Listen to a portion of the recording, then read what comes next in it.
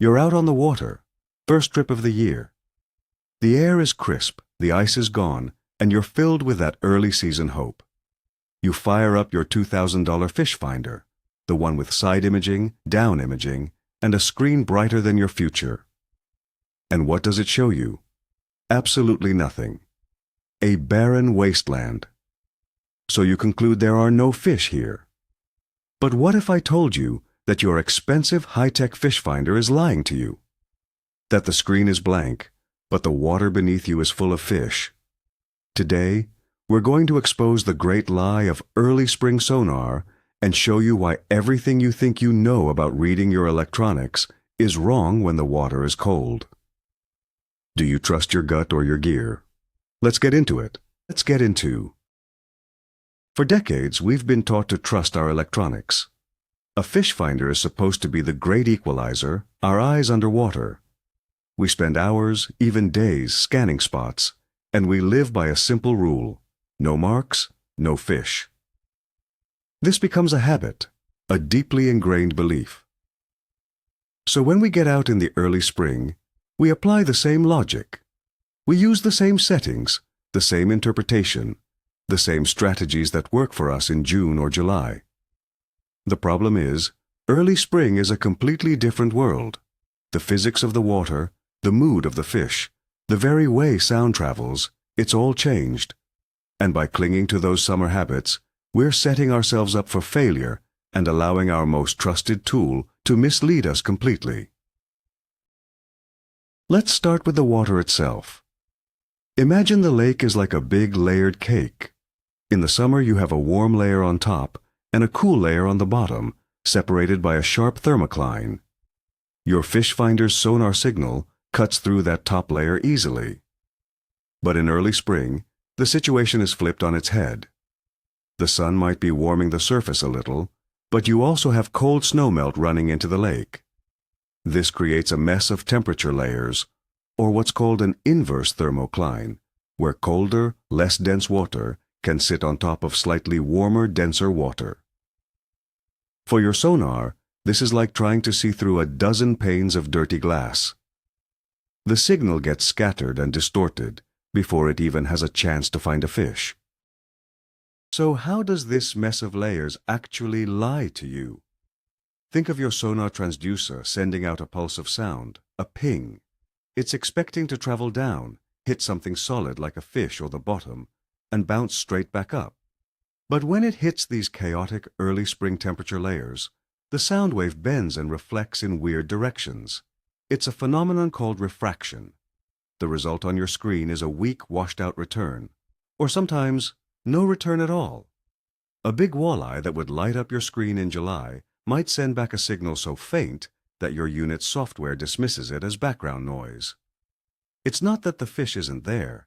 It's that the message is getting lost in translation on its way back to you. Now, let's talk about the main culprit, the fish themselves. An early spring fish is a completely different animal. Its metabolism is in the gutter. Water temperatures are in the 30s or 40s, and the fish is basically in a state of slow-motion survival. It's not aggressively chasing bait. In fact, it's probably doing the exact opposite. It's conserving every ounce of energy it has. A classic example is a largemouth bass. Instead of roaming a weed line, it might be tucked into a tiny patch of dead reeds, completely motionless, with its belly literally touching the mud. It's not moving, it's not feeding, it's just existing. Your sonar is looking for movement and a clear signal, and this lethargic fish offers neither. Here's a crucial detail most anglers miss: the swim bladder. Your fish finder doesn't actually see a fish. It sees the air-filled swim bladder inside the fish.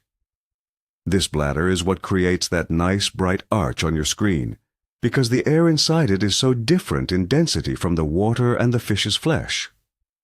But in cold water, a fish's swim bladder isn't always fully inflated.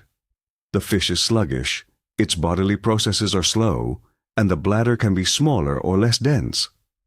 So, that big, beautiful arch you're looking for might show up as a tiny, ambiguous dot. It's a ghost. You'll glance right over it, thinking it's just a bit of clutter or a piece of submerged wood, while in reality, it's the 10-pounder you've been dreaming about all winter. This leads us to the next big problem: separation from the bottom. We are all trained to look for those beautiful arches suspended a few feet off the bottom. That's the classic sign of a predator. But in early spring, forget about it. The fish want warmth and stability, and the warmest, most stable place is often right on the lake bed, which absorbs solar energy. Walleye, bass, even big pike will press themselves so tightly to the bottom that your fish finder simply cannot tell the difference between the fish and the lake floor. The sonar signal hits the fish and the bottom at almost the same time, and the two returns merge into one. Your screen shows a perfectly flat, uninteresting bottom, while in reality, it's paved with fish that are effectively wearing camouflage. Let's paint a picture. You're scanning a point that's a hotspot in summer. You're using your fancy down imaging, which gives you that picture-like view. You see some rocks, a log, and then a patch of what looks like mud. It's a soft, indistinct return. You probably motor right on by. But in that mud are 5 big smallmouth bass, lying belly down, so still they might as well be rocks themselves. Their sonar return is so weak, and they're so close to the soft bottom, that your high-frequency down imaging just blends them into the background. The unit isn't lying. It's showing you exactly what it sees: a low-density object on a low-density bottom. It's up to you to know that in April, that mud might be a fish. The composition of the bottom itself plays a huge role in this deception. Early spring bottoms are often soft and silty from winter decay and spring runoff. Think of it like shouting in a room. If you shout at a brick wall, you get a loud, clear echo. That's a hard, rocky bottom. But if you shout into a pile of pillows, the sound gets muffled and absorbed. That's a soft, muddy bottom. Your sonar works the same way. A soft bottom can absorb a huge percentage of the sonar signal, weakening the return from both the bottom and any fish holding tight to it.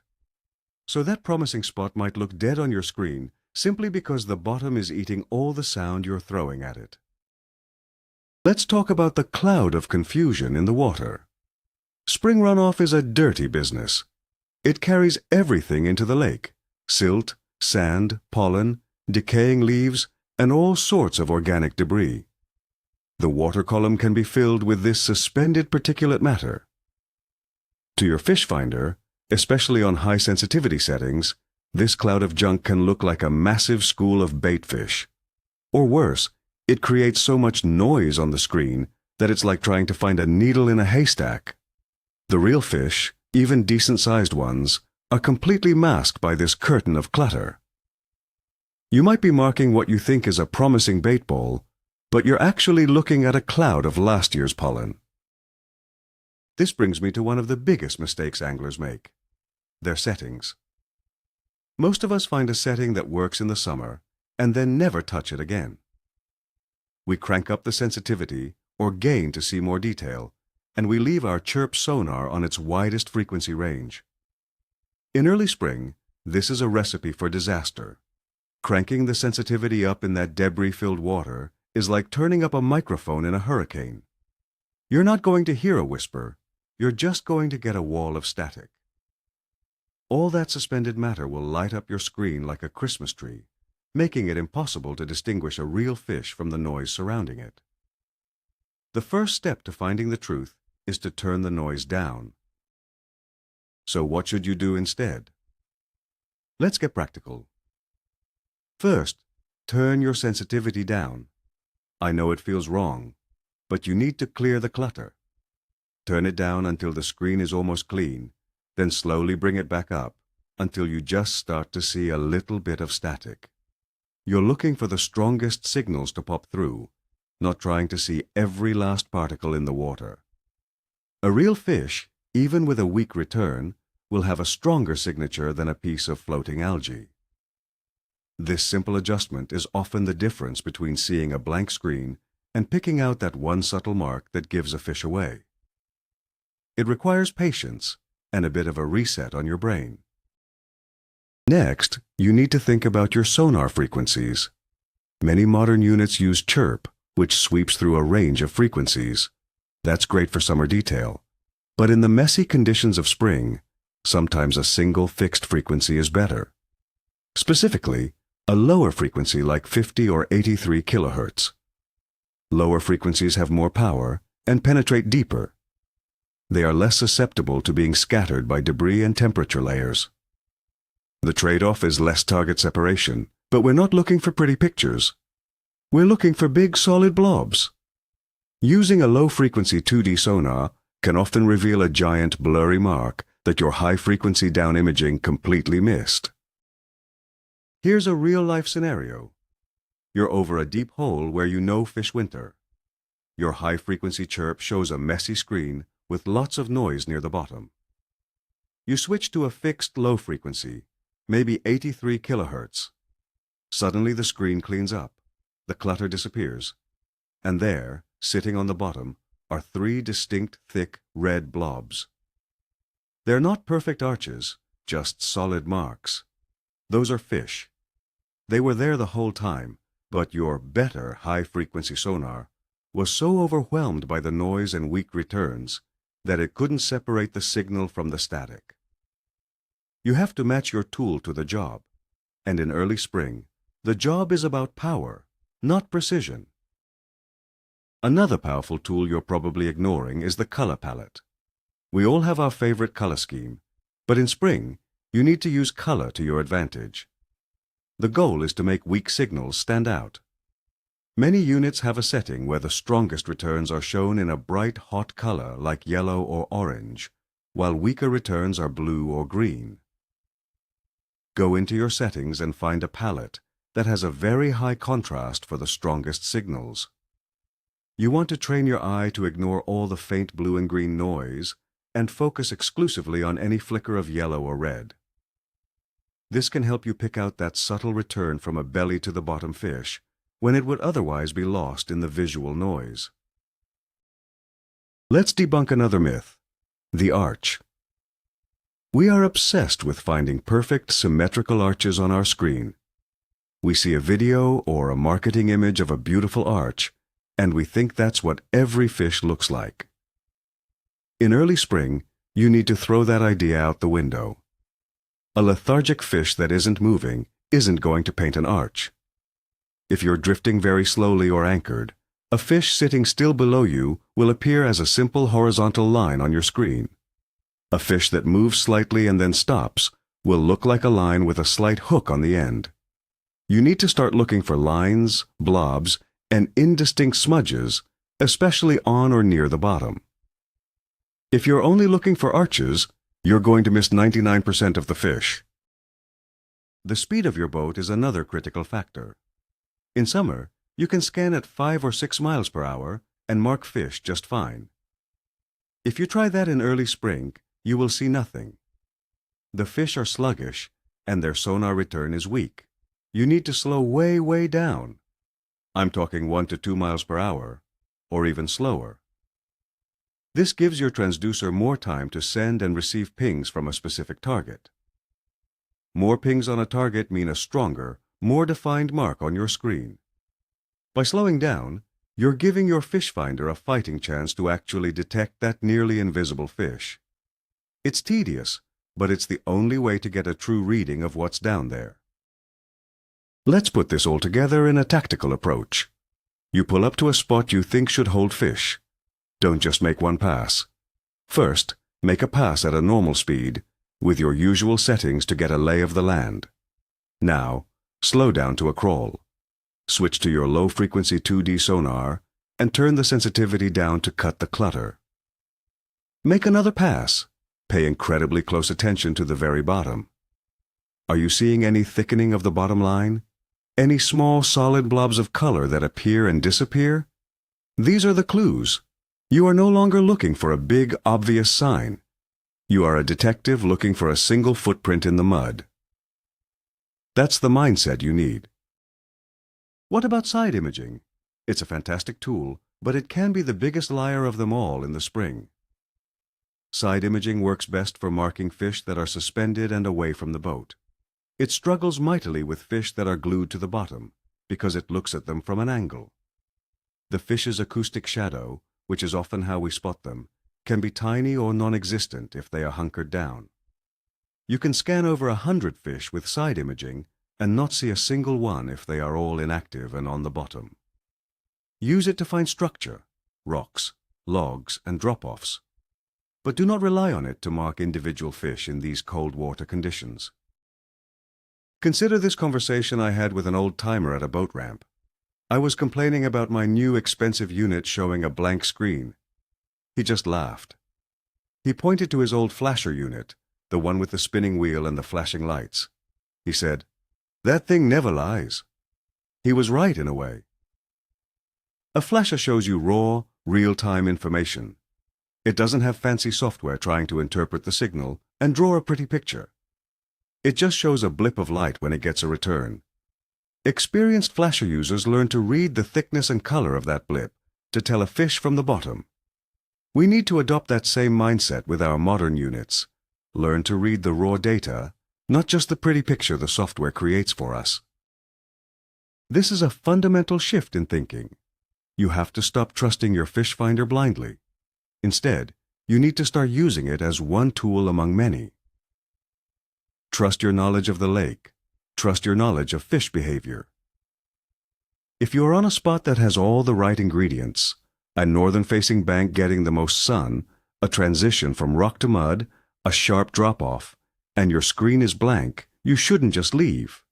You should assume the fish are there, and that your electronics just can't see them. This is where confidence comes in. Make a few casts. Fish it slowly and meticulously. More often than not, you'll be rewarded with a bite that your $2,000 liar told you wasn't there. So, the ultimate truth is this. The fish finder isn't a liar in the sense that it's intentionally deceiving you. It's a tool that's reporting data, but the data is being corrupted by the extreme conditions of early spring. The real lie is the one we tell ourselves, the belief that the screen is an infallible window into the underwater world. It's not. It's a filtered, interpreted, and often misleading picture. The best anglers know this. They use their electronics to find promising structure and depth changes, but when it comes to finding the fish themselves, they trust their instincts and their experience far more than the pixels on a screen. They know how to read between the lines and find the truth the machine can't show them. So, let's bring this all home. For years you've stared at a blank screen in April and felt that pit in your stomach, that feeling of doubt. You blamed the weather, the spot, or even yourself, but the whole time the fish were likely right under your boat.